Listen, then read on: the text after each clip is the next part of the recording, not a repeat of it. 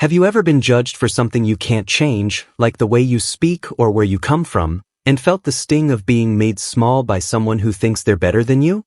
That's where this story starts, in the elegant glow of Veludo, a high-end New York restaurant where the wealthy sip expensive wine and the air hums with quiet power. For Anna Zielinski, a 25-year-old waitress, it's just another night serving people who barely notice her. But this night, one cruel moment sparks a chain of events that turns the tables in a way no one expects.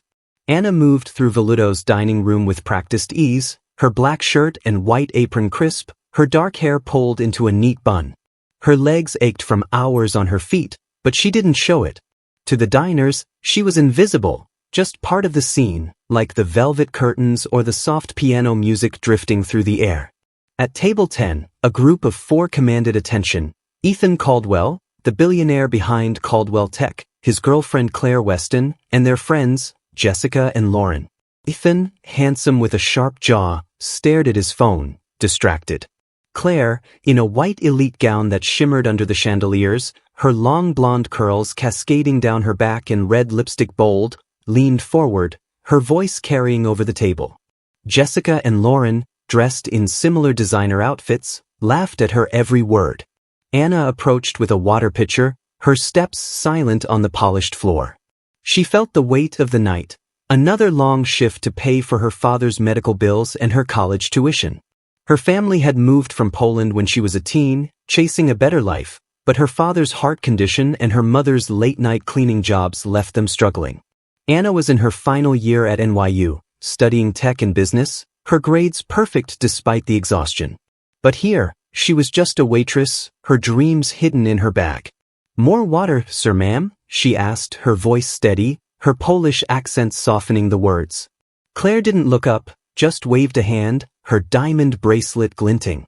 "Yeah, fine," she said, her tone bored. Ethan gave a quick nod, his eyes still on his screen. Anna poured, her hands steady, used to being dismissed. She'd learned to let it roll off, to focus on the tips that kept her family going. "We're ready to order," Claire said sharply, like she was doing Anna a favor. Jessica and Lauren listed their choices, salads with extra this, no that, the usual demands. Claire scanned the menu, her red-painted nail tapping a wine listing. "We'll take the Sauvignon Blanc," she said, mangling the French with a flat tone. Anna didn't blink. "The Sauvignon Blanc, ma'am," she corrected softly, her accent wrapping the words gently. "The 2023 from Napa is light and crisp, great with your meal." Claire's head snapped up, her blue eyes narrowing. She set the menu down, a smirk curling her red lips. "Oh, listen to that," she said, turning to Jessica and Lauren. "Is that Russian? Polish? Where'd they find you, sweetheart?"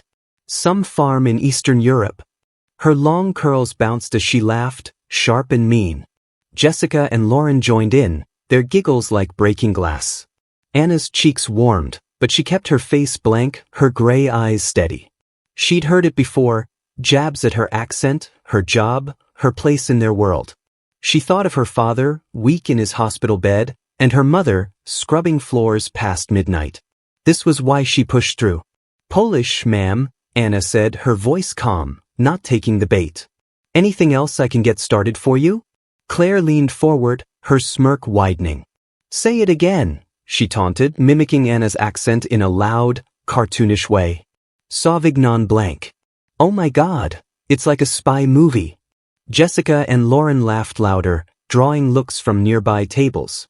The restaurant's careful quiet broke, and Anna felt every stare.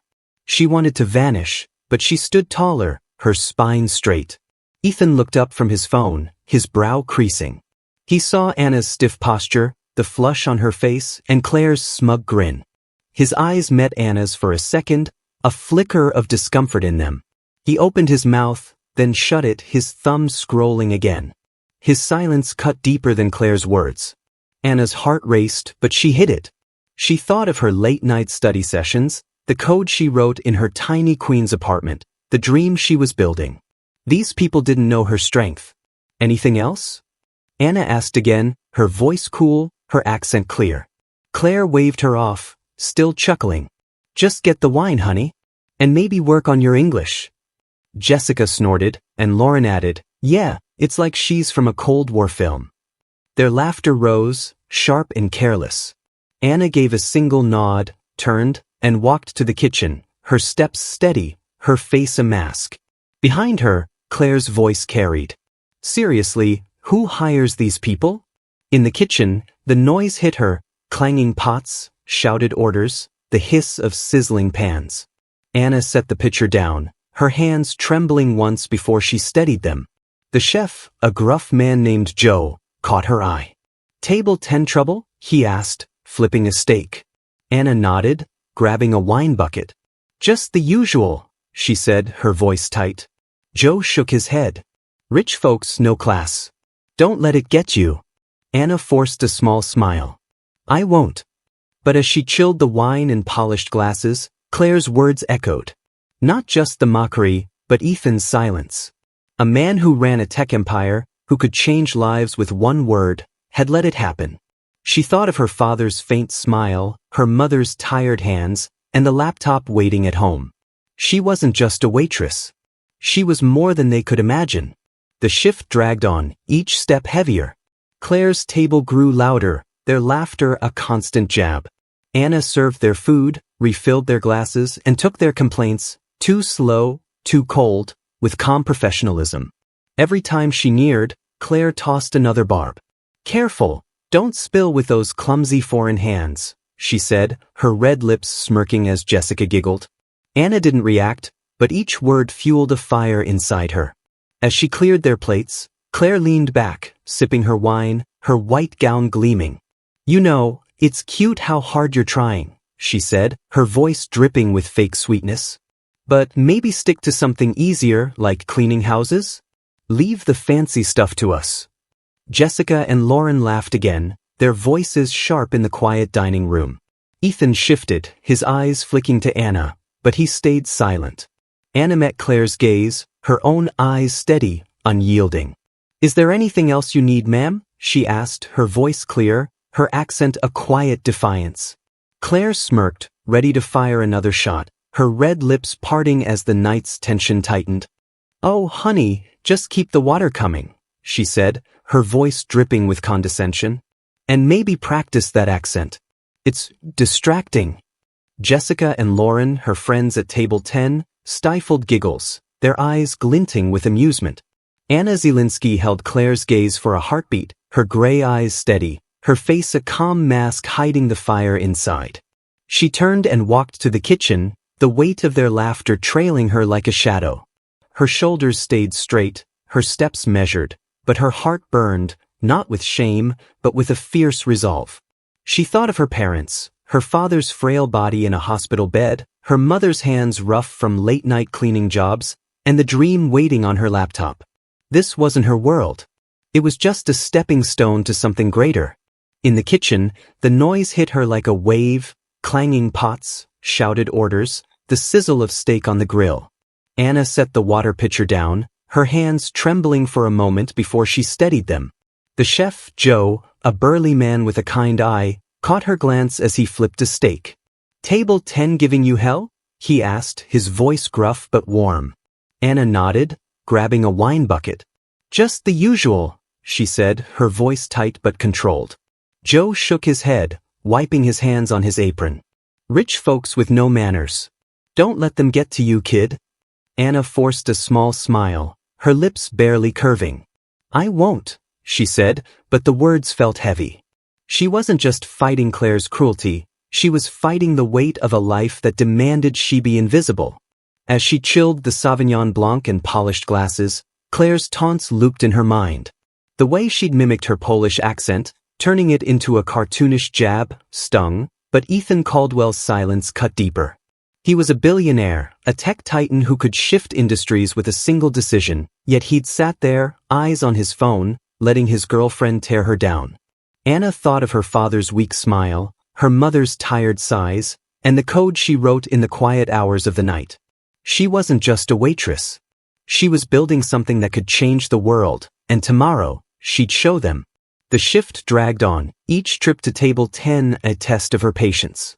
Claire's group grew louder, their laughter sharp and careless. Anna served their entrees, perfectly plated dishes of seared salmon and herb-crusted lamb, refilled their glasses, and handled their complaints with calm professionalism. "This is cold," Lauren said, pushing her plate away. "And you took forever," Jessica added, rolling her eyes.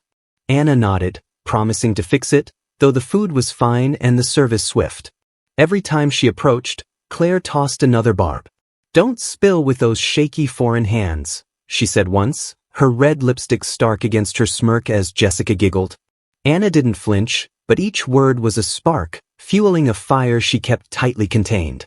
When the night ended at 1 a.m., Anna clocked out and walked the long blocks to her Queens apartment, the city's cold air biting her cheeks.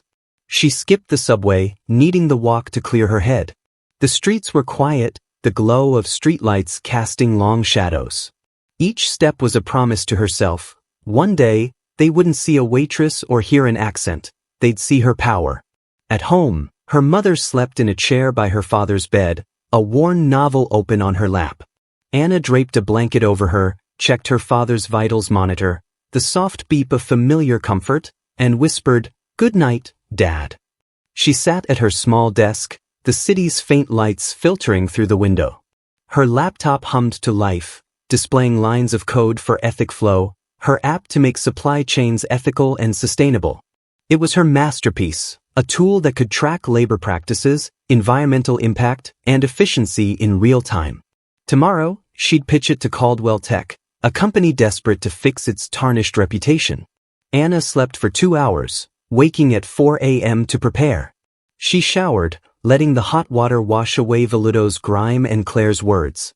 She chose her outfit with care, a black blazer and skirt, bought secondhand but tailored to fit perfectly, paired with a crisp white blouse.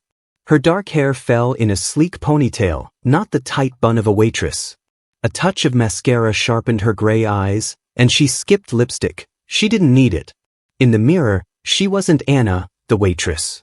She was Anya Zielinski, creator of Ethic Flow.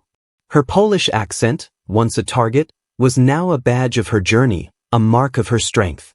She reviewed her presentation one last time, her laptop open on the tiny kitchen table. Ethic Flow wasn't just code, it was a revolution. It used blockchain, satellite data, and machine learning to score supply chains for ethics, flagging child labor or pollution while finding cleaner, faster routes. For a company like Caldwell Tech, battered by headlines about unethical suppliers, it was a lifeline. Anya had been pitching to investors for months, facing rejection after rejection, her lack of a track record and Queen's address enough to dismiss her. But Linda Harper, a tough venture capitalist, saw the potential and demanded a meeting with Caldwell Tech. The location, their Manhattan tower, was on Anya's calendar, and a bitter smile crossed her lips as she confirmed it. She could still hear Claire's mocking voice, saw Vignon blank, and see Ethan's averted gaze. Tomorrow, they'd have no choice but to see her.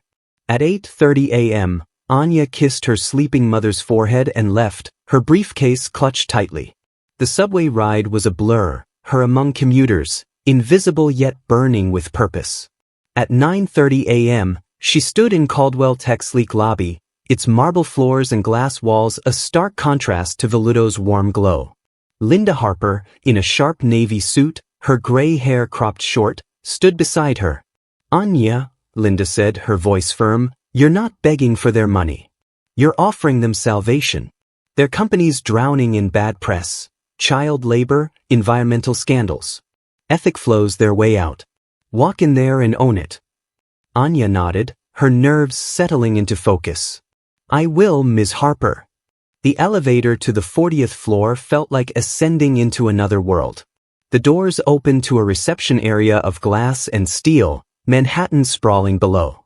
A young assistant led them to a boardroom with a long, polished table and a massive screen.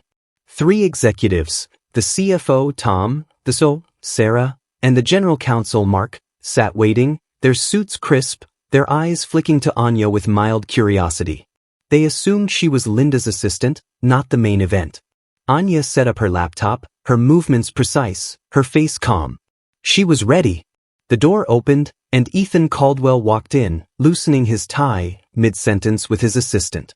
"Push the London call to 3, And get me a coffee, black. He turned to the table, a practiced smile forming. Linda, great to see you. We're excited about this Ethic Flow project. His eyes scanned the room, landed on Anya, and froze. His smile vanished, replaced by a look of pure shock. It was her, the waitress from Voluto, now in a sharp blazer, her posture commanding, her gray eyes meeting his without a hint of last night's hurt. Anya's expression was blank, professional, offering no sign she recognized him. It was a silent power move that hit Ethan like a jolt. He cleared his throat, struggling to recover. Ms. Zielinski, welcome to Caldwell Tech, he said, his voice tight, almost strained. Anya gave a small nod, her Polish accent clear and steady. Thank you, Mr. Caldwell, she said, her tone cool, authoritative in the boardroom's sterile air. Linda seized the moment. Ethan, gentlemen, meet Anya Zielinski, the founder of Ethic Flow. Tom, the CFO, raised an eyebrow, shaking her hand. A pleasure, Ms. Zielinski. Sarah and Mark exchanged glances, surprised but intrigued. Ethan sank into his chair, his mind a whirlwind. The waitress. The accent. Claire's cruelty. His silence. This was the genius behind Ethic Flow? Anya opened her laptop and began, her voice calm but commanding. Supply chains hide ugly truths: child labor, pollution, exploitation. Companies like yours get burned when those truths hit the news. A map flashed on the screen, red dots marking unethical suppliers across a global supply chain. Ethic Flow tracks every step, using blockchain and real-time data to score routes for ethics and sustainability. It doesn't just save your reputation, it makes you stronger. She clicked, and the map shifted, red dots turning green as cleaner, ethical routes appeared in a stunning visual display. Sarah, the COO, leaned forward, her skepticism fading. You're saying you can spot a sweatshop before it's a headline? Anya nodded. And reroute to ethical suppliers without losing time or money. My algorithm ensures it. Ethan barely heard the words, his mind stuck on last night. He saw Anna standing rigid at Voluto, her dignity unshaken as Claire mocked her accent in that white gown, her red lips sneering. He'd done nothing, his silence a betrayal, and now she was here, outshining his entire team. Tom, the CFO, challenged her, his tone sharp. Sounds ambitious, but what's the cost of integration? Anya didn't hesitate, her gray eyes locking onto his. Less than a PR disaster. My models show a 12% profit boost from stronger branding, lower risks, and investor trust in a market that values ethics. Her confidence silenced the room, the executives scribbling notes, visibly impressed. Ethan's guilt grew with every word. He judged her as a waitress, dismissed her because of her accent and uniform, just as Claire had. Now, her brilliance was undeniable, her presence commanding. The meeting wrapped with promises to review her data, the executives buzzing with excitement. As Anya and Linda packed up, Ethan caught her arm at the door, his voice low. Ms. Zielinski, about last night at Voluto. Anya cut him off, her tone icy, her accent sharp. Mr. Caldwell, I'm here for business. Let's keep it professional. She walked away, her steps steady, leaving him stunned in the boardroom's silence. Back at his penthouse, Ethan's guilt gnawed at him. The sleek space, with its marble floors and city views, felt hollow. Claire lounged on his couch, scrolling her phone, now in designer sweats, her long curls loose. You're so quiet, she said, pouting, her red lipstick replaced with gloss. Ethan looked at her, seeing her shallowness clearly for the first time. We're done, Claire, he said flatly. This isn't working. Her face twisted in shock, her curls bouncing as she sat up. What? Because of that waitress? You're joking. Ethan shook his head, his voice firm. She's not just a waitress.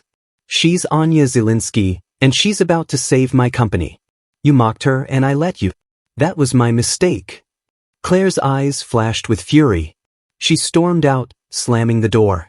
That night, she went live on social media, tears streaming down her face, her red lipstick back, stark against her pale skin.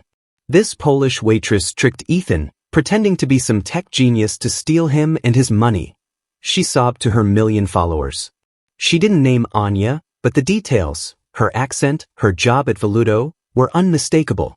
By morning, #Waitress scam was trending, blogs and news outlets spinning a tale of Anya as a scheming immigrant. In her Queens apartment, Anya saw the posts, her stomach sinking as hateful messages flooded her phone. Her mother, wiping tears, hugged her tightly. "You're stronger than this, Anna," she said. Linda called, her voice steady. "Don't respond. Let her dig her own grave. She's got no proof and you've got the truth." Ethan, in his office, watched the chaos unfold, his PR team in a panic. "Cut her loose," they urged. "Say she misled you to save the company's image." But Ethan saw Anya's unshakable dignity, her brilliant pitch, and his own failure at Veludo. He couldn't betray her again.